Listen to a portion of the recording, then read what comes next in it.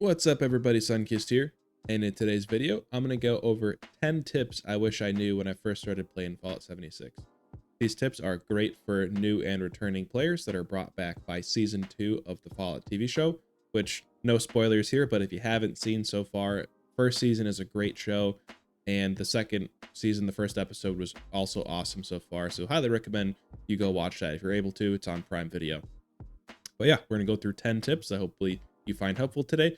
Hit the like button and hit the hype button to spread this video to a further audience. Subscribe to stick around for more Fallout 76 content, tips, tricks, and builds, and I'll catch you at the end. The first and most important tip I can offer to new players in Fallout 76 is don't rush to the end game content. There's like 6 main quests, 30 plus side quests, and a lot of those have actually pretty good rewards and kind of teaches you the ropes of how to play the game. So although the end game content is interesting and it's a ton of fun, I highly recommend you try and do the main quest lines and some side quests before you rush into that. It'll help you learn the mechanics of the game, help you learn builds a little bit better, and then you also get to enjoy, 30 to 40 plus hours of, story content. I will also mention doing the Brotherhood quest lines will get you a free set of power armor, and that's very helpful for obvious reasons, but it is one of the better power armor suits in the game. It's Hellcat power armor, and it gives you additional ballistic resistance. All you need to do to complete that quest line is to be level 20, and you'll be prompted with a welcome to the neighborhood quest in your Pip-Boy. So just continue following that quest line, and eventually you'll unlock the Hellcat power armor. As a new player, it can be hard to come by caps, and when you realize that you have to pay caps to fast travel, you can get upwards of 60 or so caps when you're traveling pretty far distances. That can get a little annoying, but note there are a bunch of free fast travel locations around the map. In addition to that, you can also fast travel to your teammates for free, so I'll go over that here. Starting at the southernmost part of the map, our first free fast travel location is going to be the Dark Hollow Manor in Skyline Valley. Moving up a little bit, we run into the Nuka World on Tour in the Ash Heap, and also the Rusty Pick in the Ash Heap. The Rusty Pick is a legendary vendor, so that's also helpful to know.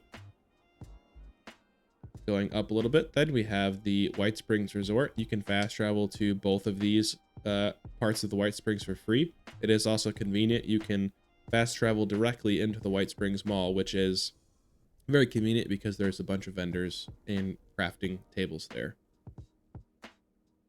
Moving a little bit further north, we will run into cover Fort Atlas first. This is the headquarters of the Brotherhood. That is also a free fast travel point. Vault 76 is one as well. We go over to this side of the map. There's a place called Highway Town. This is a free fast travel point and also has the ability to spawn in multiple different locations, and this one will take you right to the bounty board, which is new this season. Going up a little bit higher, then we have the Crater, which is the headquarters of the Raiders, and up to, which I haven't discovered, there's a point up here called Radiant Hills. You'll discover that if you do the quest line to become a ghoul, but Radiant Hills is also a free fast travel point. Call this tip 2A, but there is also another way to get free fast travels, and that is by joining a team, which is also helpful for new players because when you do that, you can also gain additional XP. So to do that, you're going to press the start button, go to your social menu, and look over in public teams. As you can see, there's a number of casual public teams here, so I'll go ahead and just join this one. What that is going to start doing is building a bond between your teammates, and the number of teammates that you're bonded with, you get that many additional points of intelligence, which directly buffs your XP. And as I mentioned, you can fast travel to your teammates, so sometimes it can be hard to find them on the map, but you can look on the map and see if any of the people on your team are close to locations you want to go to. But like I can click on their name within the team here, and then I can click fast travel, and that will be free. Additionally, there's not a public event going on right now, but all public events are free to fast travel to, so you can always check to see if the ongoing public event is close to where you want to go. Tip number 3 is going to be what I would like to call the most useful room in all of Fallout 76. So once you discover the White Springs Resort and you're able to fast travel, go ahead and fast travel yourself into the White Springs Mall. And this area is helpful for a number of reasons. There's a ton of vendors in here, and there's also a room that pretty much has all the crafting you would need. So if you just spawn in, go over to the Artisan's Corner. As you can see, there is a gold bullion machine, a legendary exchange machine. There's a vendor you can go to sell stuff if you'd like. There's armor benches, perk change station, ammo box, ammo storage box, weapons workbench, stash box, chemistry station, the new aid storage box, scrap box, and a cooking station. So, oh, and a tinker's workbench. So honestly, this room has everything you need crafting wise, especially when you're a new player and you don't have the plans to craft all these workstations at your camp yet. This next tip would have been really useful to know as a new player, but you can only essentially have one chem active at a time. So if I go ahead and show you that, I'll take a psycho. We'll go over to our effects here. You can see that I have a psycho active. I can't then also take like a psycho buff. That will override the psycho buff, and even further past that, I'll go ahead and just take like one more chem here. If I take a buff out, that will then overlap that as well. So don't waste your chems by trying to stack them. There's a similar functionality with food, but it's not exactly the same. So just think of it, if something is buffing a particular stat. So Blight Soup right here, it's buffing crit damage. I could only have one food buff active that's specifically doing that. So if I take, I'll go ahead and take a Megasloth Mushroom Soup, which does the same thing. We'll go down over here. You can see that the Megasloth Mushroom Soup is active. We'll go back here, take our Blight Soup. And now that essentially has overridden the Megasloth Mushroom Soup.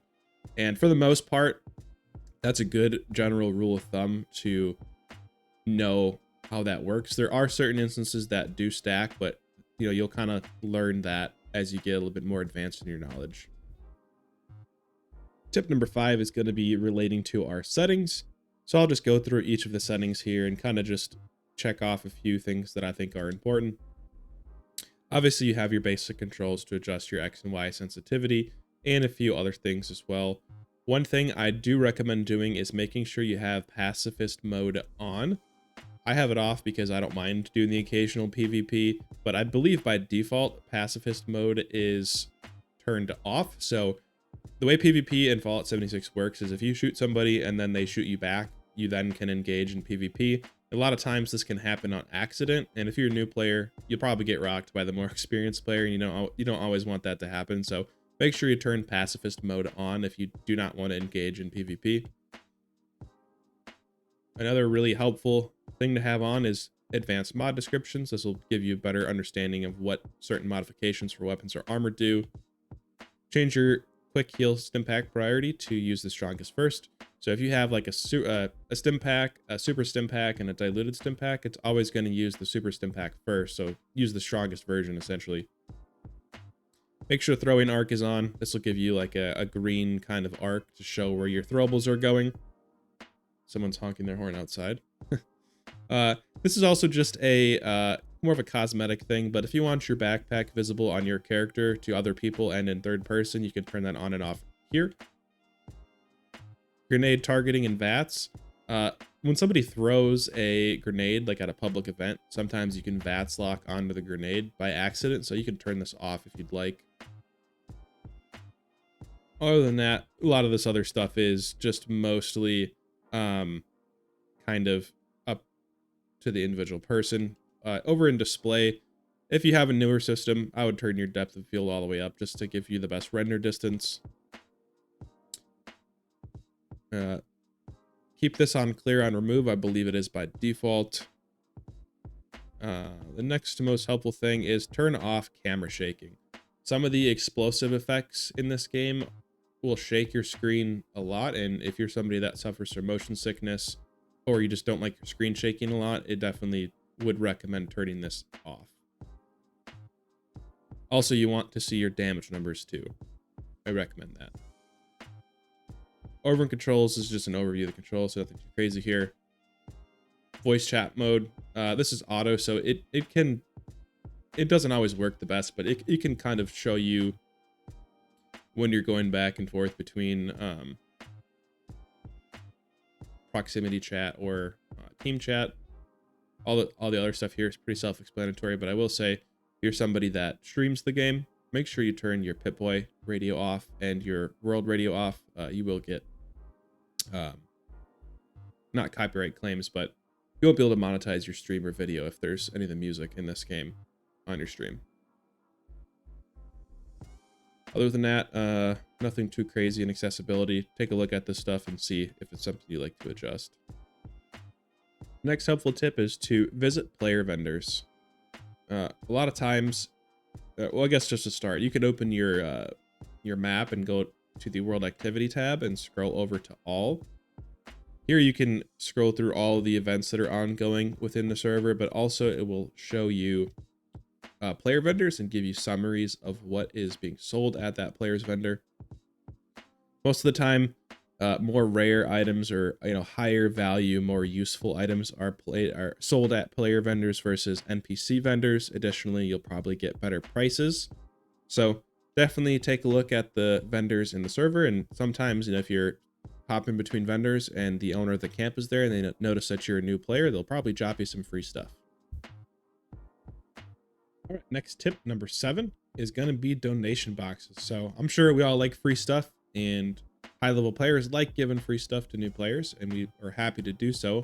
And one of the ways that we can do that is to put them in donation boxes. So the 2 donation boxes people, I guess 3 donation boxes people primarily use are at Vault 76, the Wayward, and then also top of the world, where is it here? Foundation. So I'll show you the location for each of these from the fast travel point. So from fast travel at Vault 76, you'll just go down these stairs right here. And then the donation box is right here. So there isn't really too much crazy stuff in this one, but I think in the coming weeks, people will start adding more stuff to these. Now we'll go over to the Wayward. That one is much easier to find. Essentially just right in front of you when you spawn. Next one is right here. And then for Foundation, go ahead and travel over there. So you're just going to keep running all the way through the gates. And there is the one for Foundation. So nothing too crazy in these this time. And there is contextual drop, meaning there is random stuff that does spawn in here too. But like I said, you can find some pretty good stuff in here sometimes. At number 8, one thing I'd like to stress is when you're early on, definitely go for quality of life perks and a quality of life build. If you're just going through the main story, you don't need to be doing max damage and trying to maximize damage. You'll get there eventually. So some people will just opt to take all the perks like, Gunslinger, Nerd Rage if you're Blood Eater, Number Cruncher, just essentially damage boosting perks. I have a lot more perks available to me right now because I'm higher level and I have more perk points to put in my build. But if I was starting a new character, I would definitely, spec into strength quite a bit for extra carry weight stuff. Maybe specking into endurance so you can be a little bit tankier and not have to worry about dying as often. Even in luck, you could run Serendipity and Ricochet, which will help your survivability. So you'll kind of just see sort of things that are, quality of life. Another good example of that would be Hard Bargain, which makes prices cheaper at vendors and also gives you more money when you're selling. And there's a perk called Travel Agent that will allow you to fast travel while over encumbered. You just have to pay an increased amount of caps to do that fast travel. So definitely take a balanced approach where you're doing damage and also quality of life, or even, you know, when you're doing the main quest lines, you can get away with pretty unoptimized builds. So take those carry weight perks, take those quality of life perks, and enjoy. At number 9, a lot of people are going to wonder from watching the show, how do I get the gun that the Ghoul has? It's called the Dom Pedro in game, and it is a reward for the current season. So I'm leveled up and I have all the attachments unlocked for it, but let's see what level you have to get to unlock it. Sorry, one moment here. Don't remember the exact level, but it is on the, what is that, the 7th page of the pass, and then you'll unlock attachments as you progress the pass a little bit further. So essentially, it's just a season reward. After the season's over, it's probably going to go into a gold bullion vendor. As far as how to level up your pass, you can do that by earning score, and you get score by completing daily and weekly challenges, which can be boosted with score boosters, which you can get from the season pass or buy from the atomic shop. But also your first 100 levels are, you can earn score by gaining XP. So simply doing things that give you high amounts of XP will help you level up your season pass faster and eventually get you that Ghoul gun. A lot of new players or returning players might want to play as the Ghoul from the show. And the way that you do that is to get to level 50. So make sure your character has reached level 50. There is a thing in the atomic shop where you can boost your character to level 50. Do that if you'd like. Not really that necessary. Getting to level 50 is relatively quick. But yeah, once you reach level 50, a quest will appear in your Pip-Boy called Leap of Faith. There might be some sort of a radio frequency you might need to listen to, but once you turn level 50, a quest will appear in your Pip-Boy. Follow that quest line. It's pretty short, about 30 minutes to an hour, depending on how fast you get through it. And with that, you'll become a Ghoul. You can transition back to a human for free, and then back to a Ghoul one more time for free. But if you want to transition back to a human for a second time, you will need to pay for that, so keep that in mind. Thank you so much for making it to this point in the video. I greatly appreciate it. I can only assume if you've made it this far that you enjoyed the video, so subscribe if you haven't already to stick around for future videos. Hit the notification bell to be notified when those videos come out. And I do occasionally live stream, so keep an eye out for those notifications as well, and the emblem on my account to see if I'm live. And hopefully see you in next videos and future streams. Thanks for watching. See you in the next one.